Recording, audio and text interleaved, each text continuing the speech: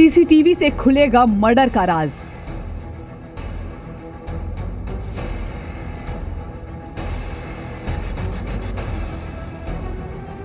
सुबह 4 बजे गली में घूमने का मकसद क्या?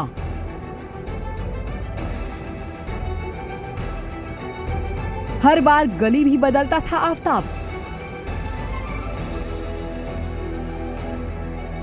छतरपुर में गली नंबर 1 में छिपा है राज।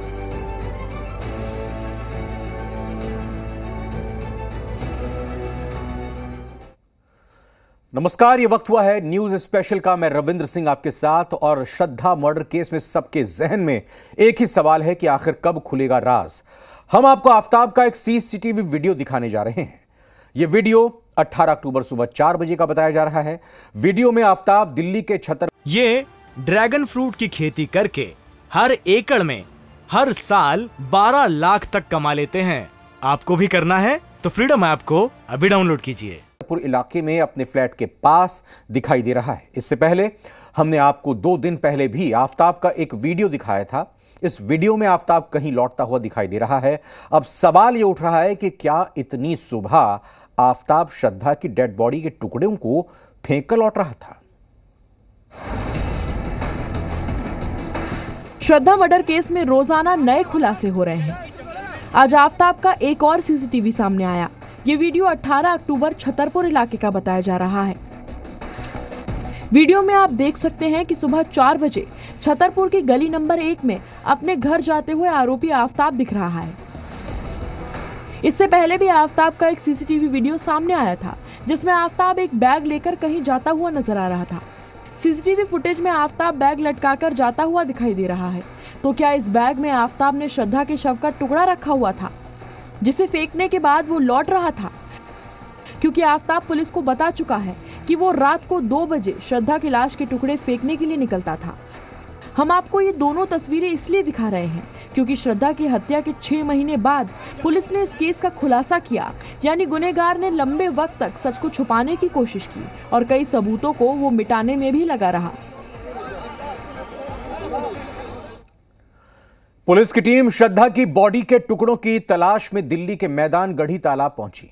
पुलिस को आशंका है कि इस तालाब में आफताब ने श्रद्धा के शरीर के कुछ हिस्सों को फेंका था। जांच से पहले पुलिस ने तालाब के पानी को कम कराने की कवायद भी शुरू कर दी है। और इसके अलावा इस केस से जुड़े 9 अहम किरदारों के बयान भी दिल्ली पुलिस ने दर्ज कर लिए हैं।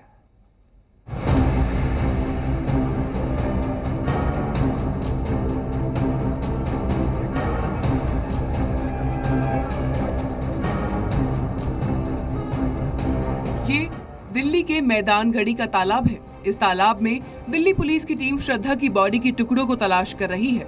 लेकिन तालाब का पानी दिल्ली पुलिस के लिए चुनौती साबित हो सकता है। लिहाजा दिल्ली पुलिस तालाब के पानी को कम कराने की कवायद में जुटी है। दरअसल आफताब ने श्रद्धा की हत्या के बाद उसके शरीर के 35 टुकड़े किए थे और उसके शव के एक-एक हिस्से को अलग अलग ठिकानों पर फेंका है। दिल्ली पुलिस ने नगर निगम को तालाब का पानी कम करने को कहा है। पुलिस को शक है कि श्रद्धा का सिर आफताब ने मैदान गढ़ी के इसी तालाब में फेंका होगा।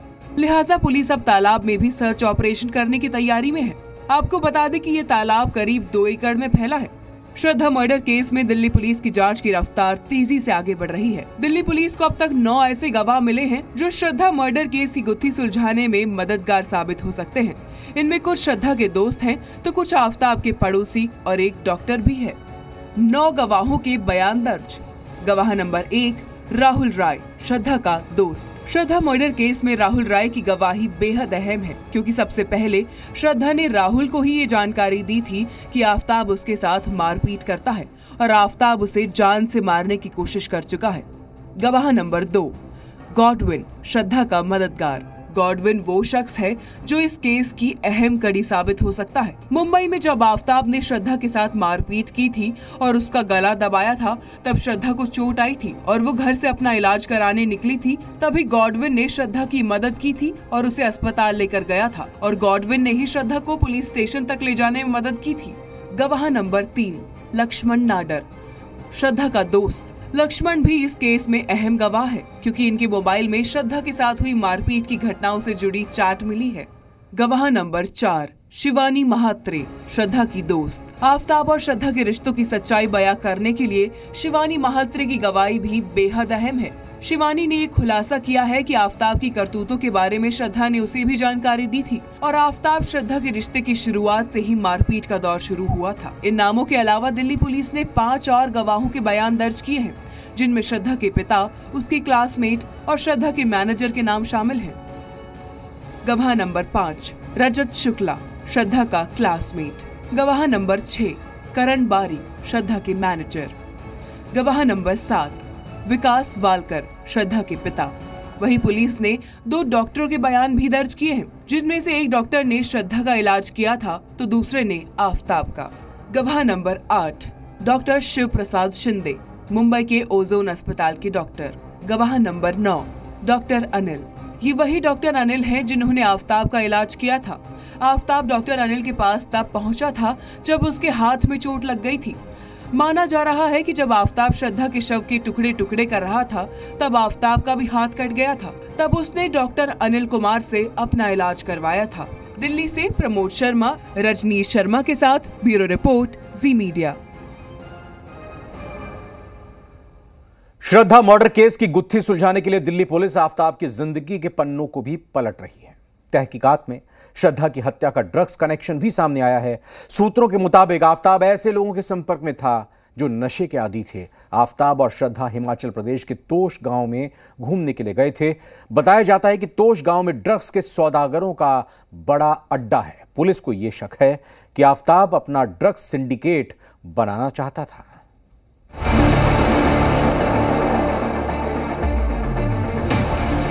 श्रद्धा मर्डर केस का ड्रग कनेक्शन।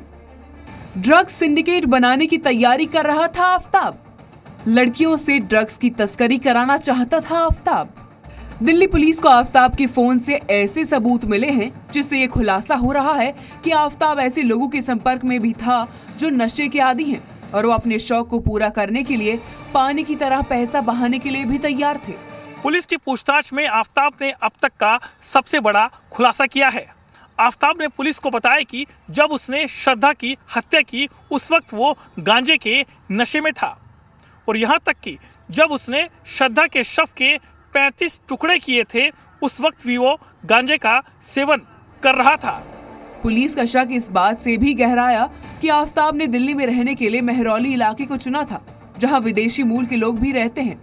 इनमें से कई लोग नशे के आदी हैं। आफताब की चैट से ये भी खुलासा हुआ है कि उसके साथ कॉल सेंटर में काम करने वाले कुछ लड़के और लड़कियां ड्रग्स की लत में डूबे हुए थे। आफताब को लेकर ये खुलासा तो पहले ही हो चुका है कि उसे नशे की लत थी। इसके लिए उसने श्रद्धा से पैसे भी उधार लिए थे। श्रद्धा की मां की मौत के बाद उसे नॉमिनी के तौर पर जो रकम मिली थी उस पर आफताब ने कब्जा जमा लिया था। श्रद्धा के साथ उसका झगड़ा होता रहता था, लेकिन वो श्रद्धा का उधार वापस नहीं कर रहा था। दिल्ली पुलिस की एक टीम हिमाचल प्रदेश भी पहुंची। ये लोकेशन भी ड्रग्स एंगल से जांच के लिहाज से अहम है। ये खुलासा खुद आफताब ने ही किया था कि वो श्रद्धा को ट्रैकिंग कराने के लिए हिमाचल के कुल्लू और तोश गांव लेकर गया था। बताया जाता है कि तोश गांव में चरस का अवैध धंधा बड़े पैमाने पर होता है। आरोप है कि ये ड्रग्स के वितरण का बड़ा अड्डा बन चुका है। दावा किया जाता है कि तोश गांव के कुछ लोग इसमें शामिल हैं और वो यहाँ आने वाले पर्यटकों को अपने घरों में ही ठहराते हैं, जिसका कोई रिकॉर्ड नहीं रखा जाता। लिहाजा श्रद्धा मर्डर केस की जांच में तोश गांव अहम कड़ी साबित हो सकता है। सवाल ये उठ रहा है कि आफताब का श्रद्धा को मुंबई से इतनी दूर ऐसी जगह पर लेकर जाना क्या सिर्फ घूमने का टूर था या इसके पीछे की वजह अपना ड्रग सिंडिकेट खड़ा करना था। आफताब श्रद्धा के साथ लिव इन में था, लेकिन उसके रिश्ते कई लड़कियों से थे। पुलिस को शक है कि वो लड़कियों को प्यार के जाल में फंसाकर उनसे ड्रग्स की तस्करी करवाना चाहता था और शायद वो श्रद्धा को भी ड्रग पैडलर बनाना चाहता था। दिल्ली पुलिस आफताब की जिंदगी से जुड़े सभी ठिकानों पर दबिश दे रही है ताकि श्रद्धा हत्याकांड से जुड़ी तमाम कड़ियों को जोड़ा जा सके। ब्यूरो रिपोर्ट, जी मीडिया। ये ड्रैगन फ्रूट की खेती करके हर एकड़ में हर साल 12 लाख तक कमा लेते हैं। आपको भी करना है तो फ्रीडम ऐप को अभी डाउनलोड कीजिए।